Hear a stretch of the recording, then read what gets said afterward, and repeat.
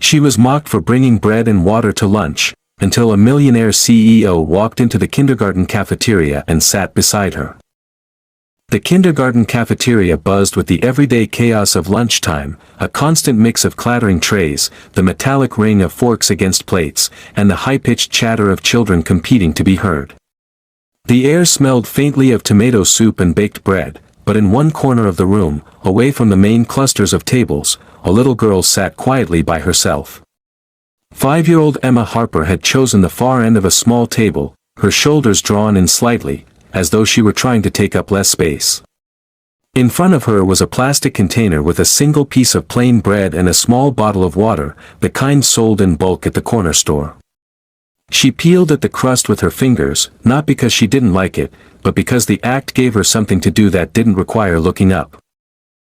Across the room, at a table packed with children, a few eyes kept darting in her direction. They were whispering at first, their faces twisted into sly grins, but soon the snickering grew louder. One boy called out something about poor lunches for poor kids, and another giggled loudly enough for the words to carry. Emma's cheeks flushed, but she didn't lift her head. Instead, she took a sip of her water and stared at the table as if she could disappear into it. She had learned that reacting only made things worse. Her mother, Susan, worked 2 jobs to cover the rent on their tiny apartment and pay the kindergarten fees. Mornings were always rushed, and most days there was no time, or money, for anything beyond the basics. On the days when they had fresh fruit or cheese, Emma felt like she was carrying treasure in her lunchbox, but today had been a bread and water day, and she knew exactly how it looked to everyone else. She thought about the other children's trays piled with pasta, fruit cups, and cartons of milk, and wished for just a little more color in her own meal. The cafeteria supervisor passed by once, giving her a kind smile, but didn't stop. Emma was used to this. She would finish her bread quietly, drink her water, and wait for the noise to fade as lunchtime ended. The teasing hurt, but she had learned to swallow it along with the dry bites of her meal. What she didn't know, what no one in that noisy, crowded room could have guessed, was that this ordinary lunchtime was about to take a turn so unexpected that it would change the course of her life. That morning had begun like any other for Jonathan Reeves, though his schedule included one obligation he couldn't delegate, a trustee visit to a kindergarten the company's charitable foundation had supported for years. He had attended events like this before, the kind where speeches were made, polite tours were given, and photographs were taken for press releases, but it was rare for him to spend more than an hour in such a place. Even as his sleek black sedan turned onto the quiet street, he was already planning which calls he could take on the way back to the office. Jonathan was the kind of man people noticed instantly, tall, broad-shouldered, with the calm authority of someone used to running meetings that decided the fate of millions. His dark hair was neatly combed, his light blue suit pressed to perfection, a crisp white shirt beneath it, and a silver watch that caught the light every time he moved. The kindergarten itself was cheerful but modest. The director greeted him warmly at the entrance, clearly proud to show him the improvements made with the foundation's support, freshly painted classrooms, new play equipment in the yard, and a small library corner with colorful beanbags. Jonathan listened politely, nodding at the right moments, but his mind drifted as he followed her from one room to the next. He had done his share of philanthropic visits, and they all tended to follow the same predictable pattern, until they reached the cafeteria. He had expected the usual scene, children laughing, chatting, trading snacks, but what caught his eye was the stillness of a single figure in the far corner. A small girl, no more than 5 or 6, sat alone at the edge of a tiny table, her blonde hair parted neatly into 2 braids that framed a face far too serious for her age. She wore a simple yellow dress, slightly faded from washing, and a denim jacket that looked a size too big. In front of her was a plastic container holding nothing but a piece of bread and a small bottle of water. Jonathan slowed his pace without meaning to, his attention drawn entirely to her, and he noticed the way her small fingers were breaking off pieces of the bread slowly, as if trying to make it last longer. Around her, the rest of the cafeteria was alive with noise, but a few children at a nearby table seemed to have singled her out. They whispered to one another, casting glances in her direction, then laughing in short bursts that made her shoulders tighten. Jonathan didn't need to hear the words to understand the tone. The director was still talking beside him, pointing out the bright murals painted on the walls, but her voice faded into the background.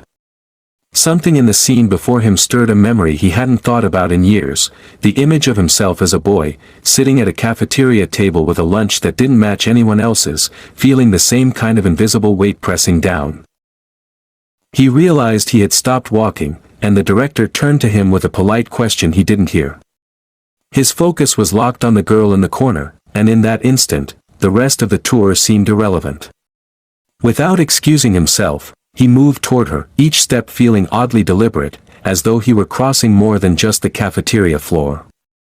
He had no plan, no carefully crafted line prepared for this kind of moment.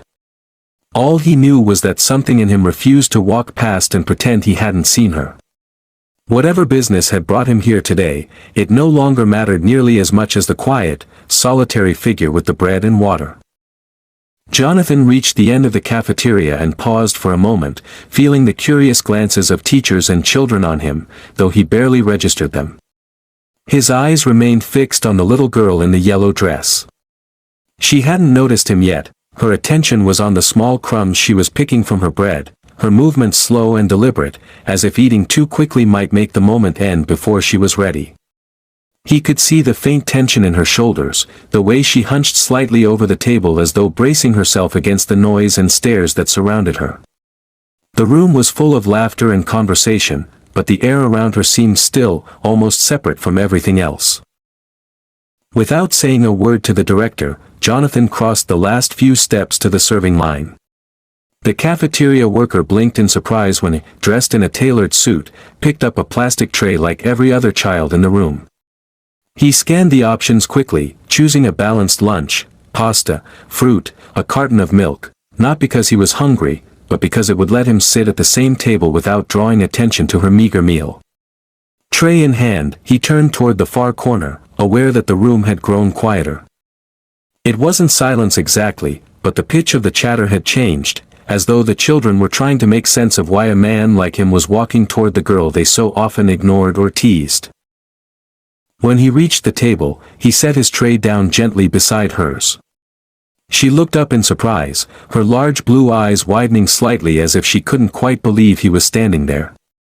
Up close, he noticed the faint paleness in her cheeks, the kind that comes from skipped meals, and the careful neatness of her braids, which told him someone had taken the time to make sure she looked cared for, even if other parts of her life were harder.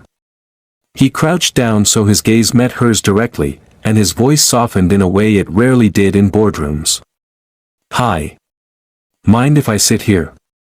For a moment she just blinked at him, glancing quickly toward the table of children who had been whispering earlier, as if expecting them to laugh. When they didn't, at least not immediately, she gave a small, uncertain nod. Jonathan slid onto the bench, placing his tray so it didn't crowd her space. He picked up his fork and began eating casually, as though this were the most natural arrangement in the world. The children who had been mocking her were now watching openly, their earlier smirks replaced with confusion. A few exchanged looks, as if trying to understand why the man in the immaculate suit would choose this table over any other. The teachers seemed equally puzzled, though no one interrupted. He didn't start with questions. Instead, he began to talk about something unrelated, a story from his own childhood about the day he had accidentally brought the wrong lunch to school. He described how he had been in a rush that morning and grabbed a can from the pantry without looking closely, only to discover at lunchtime that it was dog food. He told it with a light tone, exaggerating his younger self's horror at the discovery, and was rewarded with a small giggle from her. It was quick, almost shy, but it was there, and Jonathan felt a surprising sense of relief at the sound. He offered her a grape from his fruit cup, sliding it across the table. She hesitated, looking at him as if unsure whether it was really meant for her, and when he nodded, she took it between her small fingers and popped it into her mouth. That simple act seemed to shift something in the air. The tension in her shoulders eased slightly, and she began to glance at him more directly, though still with a kind of cautious curiosity. Around them, the noise of the cafeteria slowly returned, though it was different now, less sharp, less charged with the cruel energy it had carried earlier. The children at the other table seemed to have lost their taste for teasing, perhaps because they didn't know how to compete with the quiet authority of a man like Jonathan choosing her company over theirs. He could see them turning away, their attention drifting elsewhere, and he knew without having to say anything that this small decision, to sit here, to eat with her, had changed the dynamic for the rest of the day, maybe longer. For Emma, the lunch would still end, the afternoon would still come, but this moment had left a mark. Someone had noticed her. Not just noticed, but chosen her over everyone else in the room. Jonathan didn't yet understand why he'd felt compelled to act, but as he picked up another forkful of pasta, he knew with absolute certainty that walking past her had never been an option. As the noise in the cafeteria swelled back to its usual hum, Jonathan found himself studying the girl more closely. She had a way of holding herself that was both guarded and polite, as if she had learned that the safest way to get through the day was to take up as little space as possible. He didn't want to overwhelm her with direct questions, so he steered the conversation toward light, safe topics, animals, favorite colors, the kind of games she liked to play. She answered in short sentences at first, her voice soft, almost testing the air to see if it was safe to speak. But as the minutes passed, something in her began to loosen. She told him about how she liked to draw flowers in the margins of her notebooks, about the swing in the playground that went higher than the others, and about a book her teacher had read last week that she wished she could take home. Jonathan listened intently, nodding and smiling in the right places, but more than her words, he noticed the subtle shifts in her expression. When she spoke about the swing, her eyes lit up. When she mentioned the book, her fingers curled around the edge of her bread as though holding on to a small wish. He recognized in her a quiet resilience that was far beyond her years, and it made him think of moments in his own childhood when small kindnesses from unexpected places had meant the world. Halfway through their conversation, he took the risk of asking about her lunch. He didn't want to embarrass her, so he spoke lightly, almost as if he were asking why she liked a certain color. "Is bread your favorite?" he said with a hint of a smile. She gave a little shrug and said her mom made her lunch every day, but sometimes there wasn't much to pack. She said it without complaint, as though it were a fact like the weather or the time of day. Something about the casual way she accepted it made his chest tighten. He told her another story then, this one about a time when he had traded half his lunch for a friend's cookie, only to realize later that the friend had given him the last thing he had to eat that day. He wanted her to hear that kindness mattered, even in small exchanges. She listened, tilting her head slightly, as though weighing the meaning of the story. When he slid his carton of milk toward her, she hesitated again but accepted it with a soft, "Thank you." Jonathan noticed that the group of children who had been whispering earlier were now watching from a distance, their expressions mixed with curiosity and something that looked like unease. They seemed unsure how to process the fact that an adult, and not just any adult but someone clearly important, had chosen to sit with her. The power dynamic had shifted in ways they didn't fully understand. As the lunch period began to wind down, a teacher announced that it was time to clean up. Emma carefully closed her container, leaving the last piece of bread untouched, and Jonathan realized she was saving it for later. It was a small gesture, but it spoke volumes about how she lived, stretching what she had, making things last. He stood as she slid off the bench, and for a brief moment, she looked up at him in a way that caught him off guard. It wasn't quite trust yet, but it was something close, a flicker of recognition that maybe, just maybe, he was someone who saw her. He gave her a small nod, one he hoped carried the weight of a promise he didn't yet know how to put into words. When she walked away toward her classmates, he didn't immediately follow the director to the next part of the tour. Instead, he stayed a moment longer, watching her braid-swaying figure disappear into the hallway. He had come here today expecting to fulfill a routine obligation. Instead, he found himself carrying the image of a little girl with blue eyes and a lunch of bread and water, and the unsettling certainty that this would not be the last time he saw her. Jonathan caught up with the director in the hallway, but his mind was still in the cafeteria. He had intended to leave quietly after his visit, returning to the steady rhythm of conference calls and contracts, yet something in him resisted walking away.